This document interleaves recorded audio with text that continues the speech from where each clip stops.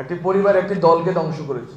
আওয়ামী লীগের যে তৃণমূলের যে কর্মী, তাকে অবশ্যই প্রশ্ন করতে হবে আমি আজকে পলাতক কেন। এটা কিন্তু এটার জন্য দায়ী কিন্তু শেখ হাসিনা। আমরা এরশাদকে বলি স্বৈরাচার, কিন্তু হাসিনাকে ফ্যাসিস্ট এই জন্যই বলি, এরশাদের জনভিত্তি ছিল না, মানে জনগণ ছিল না। যে জনগণ হচ্ছে পাড়া মহল্লায় বিরোধী দলের উপরে আদর্শিক জায়গা থেকে হামলা করে, সন্ত্রাস করে, গুন্ডামি করে, এবং পাড়া মহল্লা থেকে শুরু করে একেবারে স্থানীয় গুন্ডা থেকে শুরু করে সবচেয়ে সুশীল, সবচেয়ে সাংস্কৃতিক শিক্ষিত লোকটাও ওই দলকে সাপোর্ট করে। এটাকে বলা হয় ফ্যাসিজম, যেটার আদর্শিক কারণে একজন গুন্ডা থেকে শুরু করে একজন সুশীল পর্যন্ত পুরো ব্যবস্থাকে সাপোর্ট দেয়। এটা শেখ মুজিবুর রহমানের আমলে হয়েছে, শেখ হাসিনার আমলে হয়েছে, অন্য কোনো আমলে এটা হওয়ার সুযোগ তৈরি হয়নি। কারণ ওই দলগুলো হয়তো ওই সক্ষমতা থাকতো না, আদর্শিক সক্ষমতা ছিল না, অথবা তারা এই প্রশাসন যন্ত্র থেকে শুরু করে সবগুলো রাষ্ট্রের সব কলা কৌশলকে, সবগুলো যন্ত্রকে একসাথে জনগণের বিরুদ্ধে কাজে লাগানোর মতো সক্ষম ছিল না, অথবা তারা ওইটা করে উঠতে পারে। ফলে এই তুলনা করাটা আমার মনে হয় যে সমীচীন।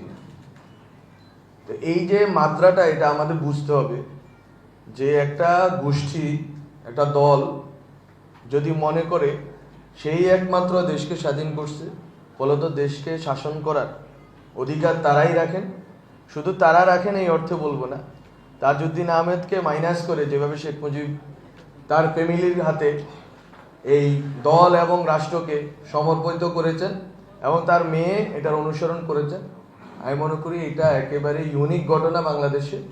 এবং একটি পরিবার একটি দলকে ধ্বংস করেছে। আজকে আওয়ামী লীগের নেতা কর্মীরা পলাতক আছেন। আওয়ামী লীগের নেতা কর্মীরা নিজেদের সোল সার্চিং করা উচিত।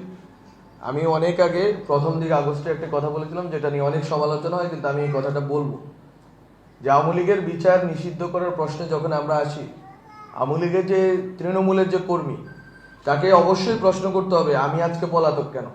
এটা কিন্তু এটার জন্য দায়ী কিন্তু শেখ হাসিনা। এটার জন্য দায়ী হচ্ছে শেখ হাসিনার এবং শেখ ফ্যামিলির যে একচ্ছত্র রাজনৈতিক যেই খায়েশ এবং তাদের যে দুর্নীতির একটা নেটওয়ার্ক।